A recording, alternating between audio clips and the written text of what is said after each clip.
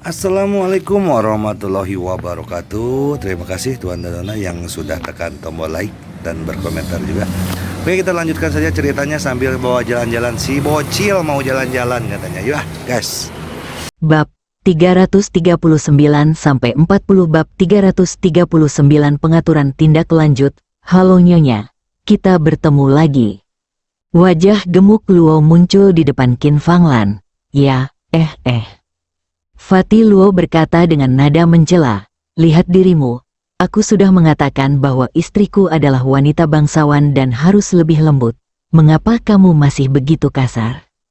Cepat, keluarkan benda itu dari mulutmu.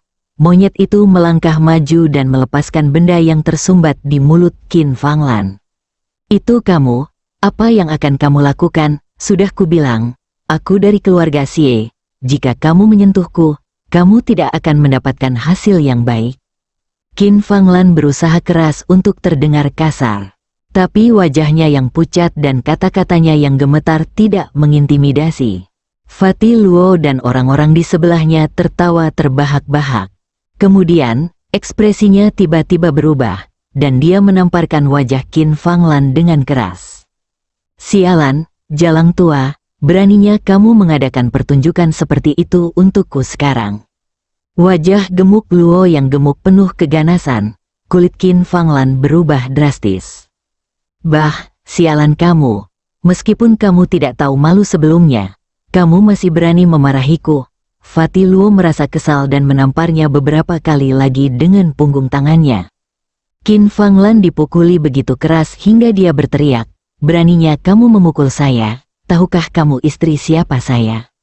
Lepaskan aku secepatnya, kalau tidak keluargaku pasti ingin kamu terlihat baik.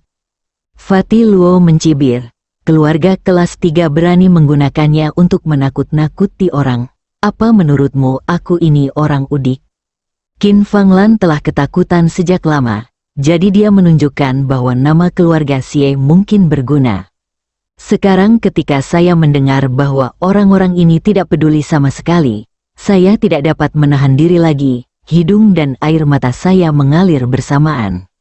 Kakak, apa yang akan kamu lakukan? Aku akan memberimu uang, dan kamu bisa menemui putriku untuk meminta uang. Menantu laki-lakiku juga punya uang, jangan bunuh aku. Apa kamu masih tidak tahu apa yang kuinginkan? Fatih Luo berkata sambil mencibir. Aku mencoba membujukmu, tapi kamu tidak mendengarkan, maka aku hanya bisa menggunakan metode ini untuk mendapatkan apa yang kuinginkan.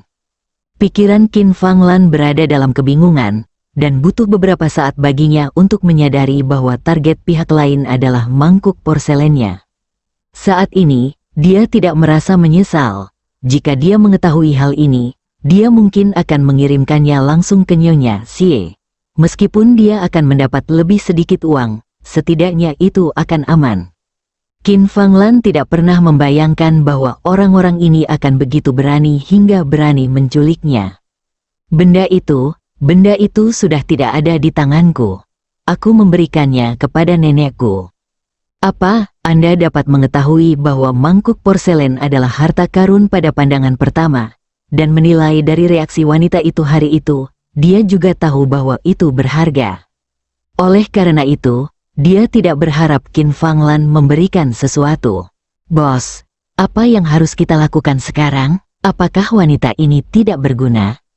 Wajah Fatih Luo cemberut. Dia awalnya berencana untuk menangkap Qin Fanglan, memaksanya untuk menyerahkan mangkuk porselen, dan kemudian meninggalkan orang itu di suatu tempat dan langsung meninggalkan Dongling. Bagaimanapun, mangkuk porselen ini sangat berharga dan bisa dijual dengan harga bagus di mana saja.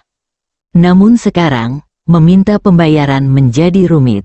Ketika Qin Fanglan mendengar kata-kata tidak berguna, dia sangat takut hingga jiwanya hampir terbang. Jika dia tidak berguna, apakah orang-orang ini akan membunuhnya? Dia sangat ketakutan dengan tebakan ini sehingga dia melebarkan matanya dan berteriak, Aku berguna, jangan bunuh aku. Kamu boleh menelepon, lalu aku akan menjadi sandera, sudah kubilang, kamu bisa memberi. Qin Fanglan tersedak di tengah kata-katanya, jika ada satu orang di dunia yang dapat menyelamatkannya dengan sesuatu senilai 50 juta tanpa ragu-ragu, itu adalah putrinya Xie Jing. Namun ironisnya, Xie Jing takut Xie Jing tidak mengetahuinya. Apa yang kamu berikan padaku, katakan padaku, Jalang. Panggil nona tuaku, barang-barangnya ada di tempatnya, kata Qin Fanglan dengan wajah sedih. Bagaimanapun, dia adalah anggota keluarga Xie, jadi wanita tua itu tidak akan rela mati tanpa menyelamatkannya. Fatih Luo berpikir sejenak dengan wajah cemberut. Meskipun keluarga Xie adalah keluarga kelas 3, dia telah menculik anggota keluarga mereka dan menamparkan wajah keluarga mereka. Setelah itu, tidak pantas bagi mereka untuk nongkrong di Dongling. Jadi jika Anda tidak menghasilkan banyak uang, Anda akan rugi banyak. Memikirkan hal ini, dia mengambil ponsel Qin Fanglan dan mengancam dengan kejam, sebaiknya kamu berhenti bermain trik.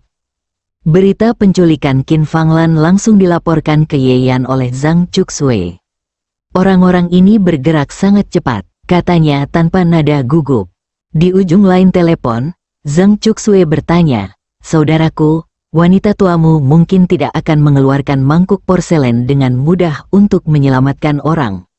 Sebelum dia datang, dia tahu banyak tentang keluarga besar dan kecil di Dongling, terutama keluarga Xie, dan dia mempelajarinya dengan cermat. Oleh karena itu, Zhang Chuxue mungkin bisa menebak reaksi Nyonya Xie. Ye Yan tersenyum dan berkata, jangan bilang mangkuk porselen itu bernilai 50 juta. Meskipun bernilai 5.000, wanita tua itu tidak akan bisa menggunakannya untuk menyelamatkan Qin Fanglan. Namun, wanita tua itu pasti akan terstimulasi oleh ini dan mulai memikirkan bagaimana cara menjual barang keren ini secepat mungkin. Sudut mulutnya melengkung membentuk lengkungan yang lucu. Wanita tua itu sedang terburu-buru, kita harus membantunya, kan? Zhang Chuxue terkekeh, jadi, apa yang perlu saya lakukan? Aku butuh seorang pemula yang beraksen asing. Oke, kata Zhang Chuxue.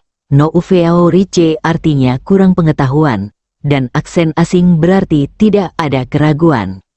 Apakah Anda membutuhkan saya untuk menyiapkan dana? Zhang Chuxue bertanya. Meskipun dia tidak mengira Ye Yan akan menggunakan cara ini untuk membeli mangkuk porselen dari Nyonya Xie, dia tetap bertanya. Tidak, buat saja dia terlihat seperti orang bodoh yang punya banyak uang. Dimengerti, Zhang Chuxue mengangguk. Tetapi wanita tua dari keluarga Xie masih cukup kaya, jadi saya khawatir dia tidak akan melakukan sesuatu dengan mudah. Tentu saja tingkat antusiasme saat ini tidak cukup, tapi itu tidak masalah. Ibu mertuaku tidak pandai dalam hal lain. Dia pasti memenuhi syarat untuk menjadi rekan satu tim babi. Ada nada mengejek dalam nada bicara Ye Yan, jadi, kita tinggal bersiap dan menunggu. Dalam 1 atau 2 hari. Dia pasti akan memberi kita kejutan. Ya, Zhang Chuxue menjawab, kalau begitu saya akan mengatur kandidat yang cocok terlebih dahulu, dan kemudian menunggu pemberitahuan kapan saja. Baiklah, perhatikan istirahatnya, Ye Yan menjelaskan. Setelah menutup telepon, Ye Yan meringkuk dan menyeringai. Qin Fanglan diculik sepenuhnya karena kesalahannya sendiri, dan dia tidak punya simpati sama sekali. Tapi wanita ini adalah ibu Xie Jing, dan Ye Yan tidak akan melihatnya mati kecuali dia terpaksa melakukannya. Kalau tidak, jika Xie Jing mengetahuinya di kemudian hari, itu akan menjadi masalah besar. Bab 340 Jika kamu mati, kamu akan mati. Tapi Ye Yan tidak berniat menyelamatkan orang secepat itu. Ketika Qin Fanglan diculik, Nyonya Xie memang merasakan urgensinya dan ingin segera membuang mangkuk porselen itu. Namun dia tetap bisa menjaga ketenangannya dan tidak akan kehilangan posisinya. Oleh karena itu, sekarang bukanlah waktu terbaik bagi Ye Yan untuk mengambil tindakan.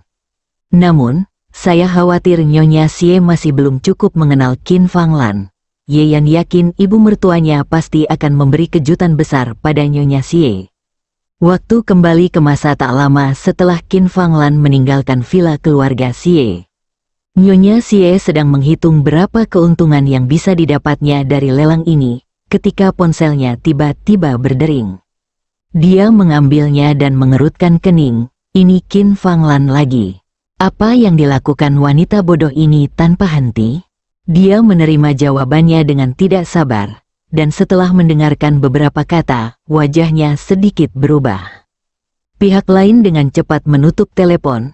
Xie Kaidong di samping melihat ekspresi Nyonya Xie salah dan mau tidak mau bertanya. Ada apa nenek?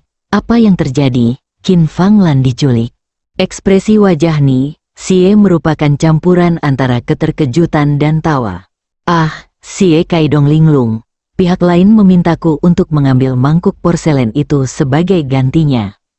Nyonya Xie memasang ekspresi dingin di wajahnya. Apa? Bagaimana ini bisa terjadi? Seseorang mengincar kita? Nyonya Xie mendengus dingin. Tidak perlu bertanya. Pasti wanita bodoh inilah yang ingin menjual mangkuk porselen tanpa memberitahu kami. Tapi bukannya menjual barangnya, dia malah dijadikan sasaran. Apa yang harus kita lakukan? Xie Kaidong bertanya. Mengapa kita tidak menyerahkan saja? Lalu dia benar-benar enggan berpisah dengannya. Siapakah Qin Fanglan? Omong kosong, tentu saja saya tidak bisa menyerahkannya. Siapa dia? Harganya 50 juta. Xie Kaidong menghela nafas lega, tapi sedikit ragu. Nenek bijaksana, tapi bagaimana jika sesuatu terjadi pada Qin Fanglan? Nyonya Xie berkata dengan nada tenang, jika orang bodoh itu mati, dia akan mati. Jika dia tidak mati, dia akan beruntung. Wajah Xie Kaidong sedikit berubah, sedikit terkejut dengan kekejaman neneknya. Qin Fanglan juga anggota keluarga Xie, dan hidup dan matinya tidak berarti apa-apa di mata Nyonya Xie. Namun, dia segera berhenti memperhatikan, selama kepentingannya tidak dirugikan, dia tidak peduli dengan apa yang terjadi pada orang lain. Dimengerti, kalau begitu kita berpura-pura tidak menerima panggilan itu dan melakukan apapun yang kita inginkan. Kamu juga bodoh dan mengabaikan orang-orang ini. Jika Qin Fanglan terpojok, siapa yang tahu omong kosong apa yang akan dia bicarakan? Pada saat itu, tidak peduli apakah masalahnya sudah terselesaikan atau tidak. Seluruh Dongling akan tahu tentang kekacauan keluarga kita. Bisakah kau dan aku tetap mengangkat kepala? Nyonya tua Xie mengutuk. Ketika Xie Kaidong mendengar apa yang dikatakan neneknya, wajahnya menjadi gugup lagi. Apa yang harus saya lakukan? Nyonya tua Xie berkata dengan wajah cemberut. Pergi ke Baoseng Antiques dan minta mereka memperkenalkan beberapa pembeli dari luar kota. Barang antik Baoseng adalah tempat Xie Jing mencari penilai. Keluarga Xie telah bekerja sama di sini selama bertahun-tahun. Tetapi hanya sedikit orang yang tahu bahwa Nyonya Xie memiliki hubungan yang jauh lebih baik dengan barang antik Baoseng dibandingkan anggota keluarga Xie lainnya. Itu sebabnya dia bisa menyuap orang-orang Baoseng dan menipu Xie Jing bersama-sama. Awalnya, wanita tua itu tidak ingin menjual mangkuk porselen tersebut dengan tergesa-gesa, dan berencana untuk menyimpannya dan mencari peluang untuk menjualnya dengan harga yang bagus. Tapi setelah hal seperti ini terjadi, dia merasa lebih baik menundanya terlalu lama. Tapi wanita tua itu tidak terlalu cemas. Menurutnya, dia hanyalah pencuri yang berani, dan tidak peduli seberapa keras dia melompat, dia tidak bisa membuat gelombang. Adapun apakah Qin Fanglan akan menderita, dia tidak peduli sama sekali. Tidak lama kemudian, Xie Kaidong kembali, ekspresinya tidak terlalu bagus. Nenek, Baoseng berkata bahwa harga yang kami minta terlalu tinggi dan mereka perlu waktu untuk menemukan pembeli yang cocok. Nyonya Xie tidak terkejut. Bagaimanapun, ini adalah bisnis yang bernilai puluhan juta. Dia merenung sejenak, hubungi penculiknya kembali dan temukan alasan untuk menunda. Kamu bisa memberinya syarat apapun yang kamu inginkan. Wanita tua itu berkata sambil mencibir, bagaimanapun, kami tidak akan menghormatinya. Xie Kaidong mengangguk. Qin Fanglan merasa dia akan mengalami syok. Bukan karena ketidaknyamanan fisik, tapi karena gugup dan takut. Dia diikat di pagi hari, dan hari sudah malam. Sudah lama berlalu sejak Fatih Luo menelepon Ni Sie, tapi Ni Sie hanya membalas dengan beberapa pesan acuh tak acuh. Karena itu, orang-orang ini kini terlihat murung dan mudah tersinggung. Sial, wanita jalang bau ini hanya berbohong kepada kita. Tidak ada yang akan peduli dengan hidup atau matinya. Fatih Luo juga memasang ekspresi garang di wajahnya dan menendang perut Qin Fanglan, menjatuhkannya ke tanah bersama dengan bangkunya. Mata Qin Fanglan melotot dan dia memuntahkan semua asam di perutnya.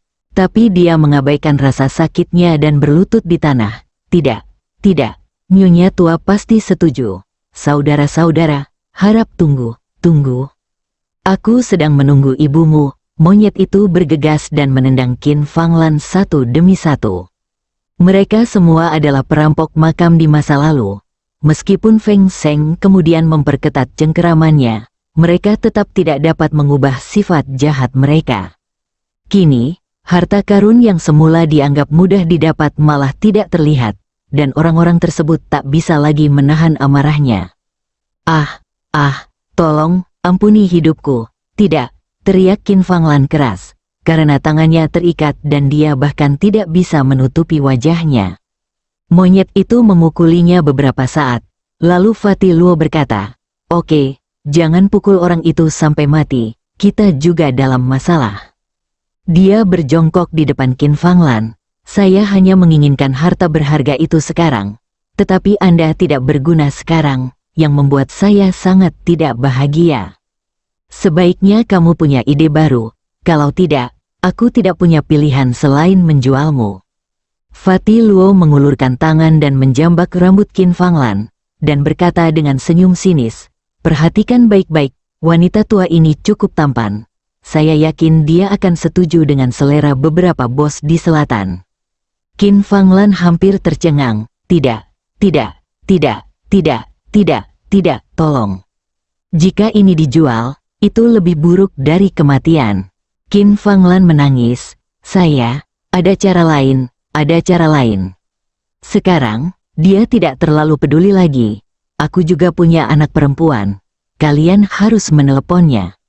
Sial, aku tidak memberitahumu sebelumnya. Fatih Luo meludah dan menjatuhkan Qin Fanglan. Farmasi ini, Xie Jing sedang mendiskusikan berbagai masalah dengan beberapa eksekutif Xie. Ketika teleponnya berdering, dia melirik ke layar dan mengerutkan kening. "Setiap kali ibu saya berinisiatif menelepon saya, pasti terjadi sesuatu lagi." Dia melambaikan tangannya dan meminta yang lain untuk kembali bekerja. Bersambung.